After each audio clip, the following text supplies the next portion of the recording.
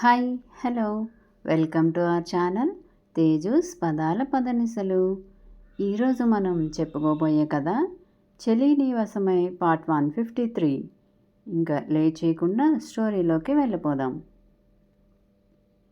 మౌలి గారు బయటకు వెళ్ళగానే లోపలికి వచ్చిన వనజాక్షి ఏడుస్తున్న సులోచనని చూసి, దేవమ్మ ఎందుకు ఏడవడం, ఇంక మీకు అన్నీ మంచి రోజులే కదా, వాళ్ళ పాపం పండి వాళ్ళు చేసిన దుర్మార్గాలన్నీ బయటకు వచ్చాయి కదా, ఇంకా వాళ్ళకి శిక్ష పడడమే కదా మిగిలింది అంది కాస్త సంతోషంగా. నాకు కావలసింది అది కాదు వనజాక్షి, ఆయన సంతోషం. అసలు ఆయన నాతో మాట్లాడారు అని తెలిస్తేనే ఊరుకోదు అక్క. ఇప్పుడు ఇదంతా తెలిస్తే ఏం చేస్తుందో ఊహించడానికి కూడా భయంగా ఉంది నాకు. అసలు ఇదంతా వద్దు అనే కదా నేను ఇన్ని రోజులు వాళ్ళు ఏం చేసినా మౌనంగా భరించింది. ఇప్పుడు ఏదో చేయాలని ఆయన అనుకోవచ్చు, కానీ అక్క గురించి ఆయనకు పూర్తిగా తెలియదు కదా. నా వాళ్ళని ఏదైనా చేస్తే నా వల్ల వాళ్ళ మధ్య ఎలాంటి దూరం రాకూడదు. ఇదేమీ వద్దు వనజాక్షి అంది బేలగా చూస్తూ. మనం కావాలనుకుంటే జరిగిపోవడానికి, వద్దనుకుంటే ఆగిపోవడానికి మనం దేవుళ్ళం కాదు కదా దేవమ్మ. నీ పెళ్ళి రాజాబాబుతో జరిగి నువ్వు ఈ ఇంట్లో అడుగు పెట్టాలని నువ్వు అనుకున్నావా? అయినా జరిగిపోలేదా? నీ గురించి నిజం తెలియాలని కూడా నువ్వు అనుకోలేదు. మనం ఏమనుకున్నా కూడా ఆ దేవుడు మన విధిలో రాసిందే జరుగుతుంది. మీరు ఎక్కువ హైరాణ పడకండి. పెద్దవాళ్ళు పోయారన్న బాధతో అసలు ఈ మధ్య సరిగా తిండి కూడా తినటం లేదు మీరు. ఇప్పుడు మళ్ళీ ఇలా ఏడ్చి అలసిపోతే ఆరోగ్యం దెబ్బతింటుంది. ఉండండి, మీకోసం ఏదైనా తీసుకొస్తాను అని వెళ్ళింది వనజాక్షి. కానీ సులోచనకి మాత్రం భయంతో మనసులో లేదు. మరుసటి రోజు 10 గంటలప్పుడు వచ్చింది రాజేశ్వరి. రావటమే ఆమె అక్కడ పెట్టిన పని మనిషి, నిన్న అయ్యగారు ఆవిడ గదికి వెళ్ళారు, చాలాసేపు ఉన్నారు లోపల. నేను వెళ్దామని అనుకున్నాను, కానీ ఆ వనజాక్షి బయటనే కాపలా కాస్తూ నిలబడింది అని ఊదేసింది. కోపంగా సులోచన గదికి వెళ్ళబోయింది రాజేశ్వరి. అయితే అదే సమయంలో ఇంట్లోకి వస్తూ కనిపించిన మౌలిగారిని చూడగానే తన కోపాన్ని కాసేపు పక్కన పెట్టి, బావా ఎక్కడికి వెళ్ళావు? పార్టీ చాలా బాగా జరిగింది, అందరూ నిన్ను అడిగారు తెలుసా, పిల్లలు కూడా చాలా బాగా ఎంజాయ్ చేశారు అని నవ్వుతూ చెప్పింది. కనీసం తన వైపు కూడా చూడకుండా వెళ్ళి డైనింగ్ టేబుల్ దగ్గర కూర్చున్నారు మౌలి. ఇప్పటి వరకు టిఫిన్ చేయలేదా బావా అని గబగబా టిఫిన్ వడ్డిస్తుంటే ఆ ప్లేట్ని పక్కకి తోసేసి, నీతో మాట్లాడాలని లేదు రాజేశ్వరి, మీ నాన్న వచ్చాక నేను తేల్చుకోవాల్సినవి చాలా ఉన్నాయి, అప్పటి వరకు నాకు దూరంగా ఉండు అని గట్టిగానే చెప్పి, వనజాక్షి అని గట్టిగా అరిచారు. అదే సమయంలో సులోచన కోసం టిఫిన్ తీసుకెళ్ళటానికి వచ్చిన వనజాక్షి అక్కడే ఉండటంతో అయ్యగారు అంటూ ముందుకు వచ్చింది. సులోచనని రమ్మని చెప్పు, నేను తన కోసం ఎదురు చూస్తున్నానని కూడా చెప్పు. ఎవరికోసం అయినా భయపడుతుంటే ఇక్కడ తాను భయపడాల్సిన వాళ్ళు ఎవరూ లేరని చెప్పు. అయినా రాకపోతే తను పెట్టకుండా నేను తినను అని కూడా చెప్పు. రాజేశ్వరిదేవి వైపు చూస్తూ చెప్పారు మౌలి. వనజాక్షికి కూడా భయం వేసింది. కానీ ఆయన చెప్పినట్టు చెయ్యటం తప్ప మరో మార్గం లేదు కాబట్టి వెళ్ళి సులోచనకి చెప్పింది ఆయన చెప్పినట్టే. భయంతో బిగుసిపోయిన సులోచనని కదిపి, దేవమ్మ అయ్యగారు మీ విషయంలో చాలా పంతంగా ఉన్నారు, ముందు మీరు రండి అమ్మా ఒకసారి అంది. భయంగానే కిందకు వచ్చింది సులోచన. నిప్పులు కక్కే కళ్ళతో చూసింది రాజేశ్వరి. సులోచనని చూడగానే వచ్చి వడ్డించు అన్నారు మౌలిగారు అసలు రాజేశ్వరిని పట్టించుకోకుండా. క్షమించండి, ఈ పని నేను చెయ్యలేను అని చేతులు జోడించి భయంగా చెప్పింది సులోచన. తాళి తీసి నా చేతిలో పెట్టమని చెప్తే ఆ పని చెయ్యలేను అన్నావు. నేను కట్టిన తాళి నీ మెడలో ఉన్నంత వరకు నువ్వు నా భార్యవే. ఆ విషయం గుర్తుపెట్టుకుని నేను చెప్పినట్టు చేస్తే ఇక్కడ ఉండు, లేదంటే ఆ తాళి తీసి నా చేతిలో పెట్టి వెళ్ళిపోవచ్చు. కటువుగానే వచ్చాయి మౌలిగారి మాటలు. భయంగా రాజేశ్వరీదేవిని చూసింది సులోచన. బావా, నీ ఈ ప్రవర్తనకి కారణం తెలుసుకోవచ్చా నేను? కోపంగా అడిగింది రాజేశ్వరి.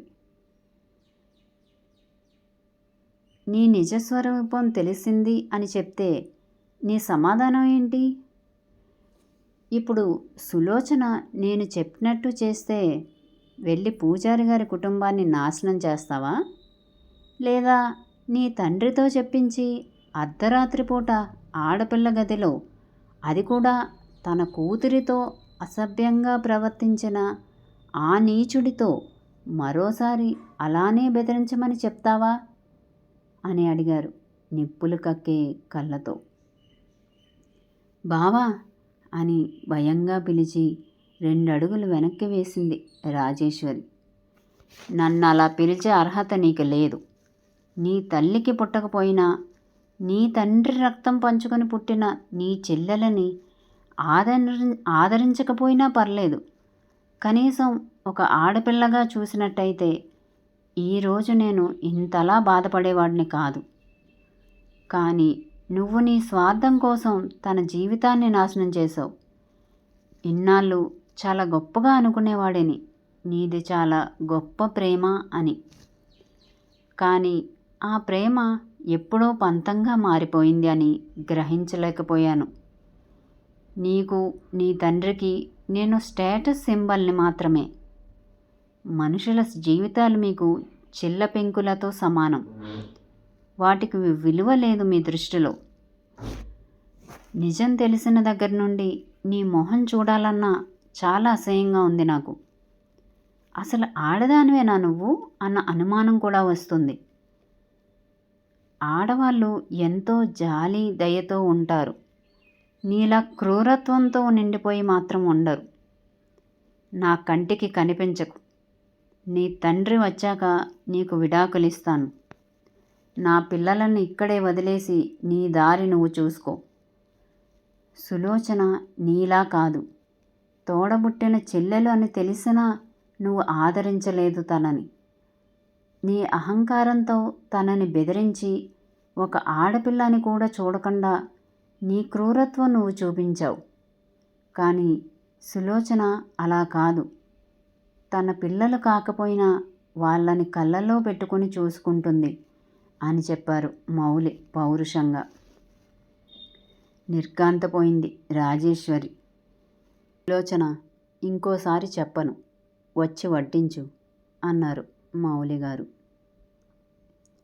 సులోచన రాజేశ్వరి వైపు తిరిగి, క్షమించండి, ఆయన చెప్పినట్టు చెయ్యకపోతే తాళి తీసేయమంటున్నారు. ఇల్లాలు తాళి ఎప్పుడు తీస్తుందో మీకు కూడా తెలుసు. ఆ పని నేను చెయ్యలేను. ఈ సమస్య మొదలైంది మీ వల్లనే. మీరే ముగించండి. ఆ తర్వాత నా స్థానం ఎక్కడో చెప్తే అక్కడే ఉంటాను. మీ వైపు కన్నెత్తి కూడా చూడను అని చెప్పి వెళ్ళి మౌలిగారికి వడ్డించింది వణికే చేతులతో. బావా, తప్పు చేస్తున్నావు.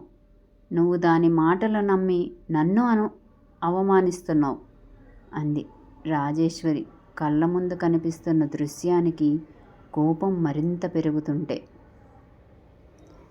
నీ బుద్ధులు నీ తండ్రి బుద్ధులు రాలేదు. సులోచనకి. నా చెవులతో నేనే స్వయంగా విన్నాను నీ తండ్రి మాట్లాడిన మాటలను. కూతురని కూడా చూడకుండా తన జీవితాన్ని కూడా నాశనం చేస్తాను అని బెదిరించిన నీ తండ్రిని చంపకుండా ఉండడానికి నేను చాలా కష్టపడాల్సి వచ్చింది. పదునుగా వచ్చాయి మౌలి గారి మాటలు. బావా అంది నమ్మలేనట్టుగా. సులోచనని నా భార్యగా అందరిలో చూపించాలి అన్న ఆలోచన కానీ, తనని నా దాన్ని చేసుకోవాలన్న కోరిక కానీ నాకు ఎప్పుడూ లేవు. కేవలం తనకంటూ ఒక గుర్తింపు ఇవ్వాలి, నా తర్వాత తన లైఫ్ నాశనం అవ్వకూడదు అన్న కోరిక మాత్రమే ఉంది నాకు. కానీ మీకు అది నచ్చలేదు. నీకు నీ తండ్రికి భయం కదా సులోచన బయటకు వస్తే ఎక్కడ తన గురించిన నిజం లోకానికి తెలుస్తుందో అని. చిన్నగా నవ్వి, నువ్వు ఆడపిల్లవే కదా, నీ వాళ్ళ నుండి నిన్ను దూరం చేసిన వాడు పశువులా నిన్ను అనుభవించటమే కాదు, నిన్ను తల్లిని చేసి వదిలేస్తే నీకెంత బాధగా ఉంటుంది, ఆ తల్లి మనసు ఎంత వేదన పడుతుంది. నీకు 2 పిల్లలు ఉన్నారు కదా, వాళ్ళని వదిలేసి ఉండగలవా నువ్వు? మరి తన కడుపున పుట్టిన కూతురుని కల్లారా చూడకుండానే చనిపోయిన ఆ తల్లి బాధ నీకు తెలియలేదా? నీ తండ్రి స్వార్థం తను చూసుకున్నాడు, నీ స్వార్థం నువ్వు చూసుకున్నావు. నీకు తనకి తేడా ఏంటి? పాము తన పిల్లలని తనే చంపుకున్నట్టు కన్న కూతురే అన్న మమకారం లేకపోయినా, కనీసం కూతురి వయసు ఆడపిల్ల తన మేనల్లుడి భార్య తనకి కూతురే అన్న ధ్యాస కూడా లేకుండా, నీ తల్లి కన్నా అందంగా ఉన్నావు, నిన్ను కూడా నాశనం చేస్తాను అంటే అసలు ఆ ఆడపిల్ల మనసు ఎన్ని వేల ముక్కలై ఉంటుందో ఊహించావా నువ్వు? ఇంత నీచబుద్ధి కలిగిన వాళ్ళని ఇన్నాళ్ళు ఎలా నమ్మానా అని నా మీద నాకే అసహ్యం కలుగుతుంది. చీత్కారంగా చూస్తూ చెప్పాడు మౌలి. నమ్మలేనట్టు రాజేశ్వరి కళ్ళు పెద్దవి అయ్యాయి. తండ్రి నేను దాన్ని నోరు మూయిస్తాను అన్నప్పుడు ఏం మాట్లాడలేదు, కానీ ఇప్పుడు తన భర్త తనని ఆ స్థానంలో నిలబెట్టి చెప్తుంటే భయంతో నిలువెల్లా తడిచిపోయింది రాజేశ్వరి. ఇప్పటి వరకు ఒకలా అనుకున్నా నేను, కానీ ఈ క్షణం నుండి చెప్తున్నా, సులోచన నా భార్య. నీకన్నా ఎక్కువ హక్కులే ఉన్నాయి తనకి నా మీద. మీ నాన్న వచ్చాక తేల్చుకుని అప్పుడు నా పిల్లల్ని కూడా తీసుకుని 2 బయటకి సాగనంపుతాను తెగేసి చెప్పారాయన. పిల్లల మీద నాకు కూడా సర్వ హక్కులు ఉన్నాయి. పదునుగా వచ్చాయి రాజేశ్వరి మాటలు. నీ తండ్రి ప్రవర్తన నీ ప్రవర్తన తెలిసాక వాళ్ళని నీ దగ్గర వదిలేస్తానని అనుకోకు. వాళ్ళు కూడా ఖచ్చితంగా నీలానే తయారవుతారు, కేవలం వాళ్ళ స్వార్థం మాత్రమే చూసుకునేలా. అది నాకు ఇష్టం లేదు. అదీ కాక రేపు నీ తండ్రి చూపు నా కూతురు మీద పడితే అన్నారు. ఆఖరి మాటలను అసహ్యంగా పూర్తి చేశారు మౌలి. బావా అరిచింది రాజేశ్వరి.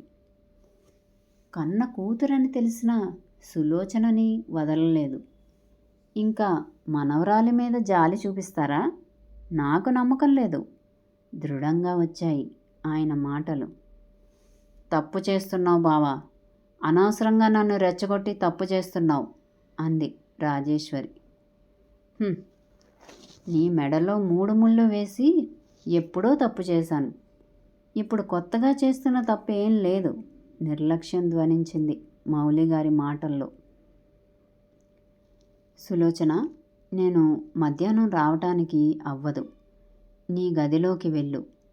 నిన్ను బెదిరించాలని చూసినా, ఇంకేదైనా చేయాలని అనుకున్నా వాళ్ళకి ఈ భూమి మీద నూకలు చెల్లిపోయినట్టే. నువ్వు ఎవ్వరికీ భయపడాల్సిన అవసరం లేదు అని చెప్పి కనీసం రాజేశ్వరి వైపు చూడకుండా వెళ్ళిపోయారు మౌలిగారు. అవమాన భారంతో రగిలిపోయిన రాజేశ్వరి గదిలోకి వెళ్ళిపోయింది. తండ్రికి ఫోన్ చేయడానికి ఫోన్ తీసింది. అప్పటికే ఆయన దగ్గర మొబైల్ ఫోన్ ఉండటంతో ఇంకా ఏం ఆలోచించకుండా ఫోన్ చేసి తండ్రిని వెంటనే వెనక్కి రమ్మని చెప్పింది. ఏమైంది అని ఆయన అడిగినా సమాధానం చెప్పకుండా, ఇవన్నీ ఫోన్లో మాట్లాడుకునేవి కాదు, మీరు రండి అని చెప్పి ఫోన్ పెట్టేసింది రాజేశ్వరి. అప్పటికప్పుడు కాశీకి వెళ్ళాలి అన్న ఆయన ఆలోచన విరమించుకొని వెంటనే తిరుగు ప్రయాణం మొదలుపెట్టాడు ఆయన. గదిలోకి వచ్చిన సులోచన భయంగా కూర్చుంటే, ఇంకా ఎందుకు దేవమ్మా ఈ భయం, నేను చెప్పాను కదా, ఇంక మీకు అన్నీ మంచి రోజులే, చూస్తూ ఉండండి అని చెప్పింది వనజాక్షి. నీకింకా వాళ్ళ గురించి పూర్తిగా తెలియలేదా వనజాక్షి? వాళ్ళిప్పుడు ఎంత కోపంతో రగిలిపోతూ ఉంటారో తెలుసా? అక్క చాలా కోపంగా ఉంది. ఈపాటికి వాళ్ళ నాన్నకి ఖచ్చితంగా చెప్పే ఉంటుంది విషయం. ఆయన వచ్చాక ఎలా ఉంటుందో అని నాకు భయంగా ఉంది. ఆయన్ని ఏదైనా చేస్తే? అసలే కూతురంటే పిచ్చి ప్రేమ ఆయనకు. ఇప్పుడు ఇంత జరిగాక చూస్తూ ఊరుకుంటారా? భయంగా అంది సులోచన. ఊరుకోకపోతే ఊరేసుకొని చేస్తారు. అలాంటి వాళ్ళ గురించి మనం ఆలోచించకూడదు దేవమ్మ. అయినా మీరు చెన్నై గారిని కూడా తక్కువగా అంచనా వేస్తున్నారు. అవతలి వాళ్ళు ఎవరైనా మాటలతోనే కాదు, చేతలతో కూడా వాళ్ళ నోరు మోయిస్తారు చిన్నయ్య గారు. మీరు ఆ విషయంలో కంగారు పడకండి అని ధైర్యం చెప్పింది వనజాక్షి. కానీ సులోచన భయం మాత్రం తీరలేదు. రేపటి రోజున ఏమవుతుందో అన్న భయం తనని కుదురుగా ఉండనివ్వటం లేదు. మరి నెక్స్ట్ ఏం జరుగుతుందంటారు? రాజేశ్వరి వాళ్ళు ఏం ఆలోచనలు చేస్తారంటారు? తెలుసుకుందాం మరో అప్డేట్లో. మా వీడియో కనుక మీకు నచ్చినట్టయితే లైక్ చేయండి, కామెంట్ చేయండి, సబ్స్క్రైబ్ చేయండి, బెల్ కొట్టండి.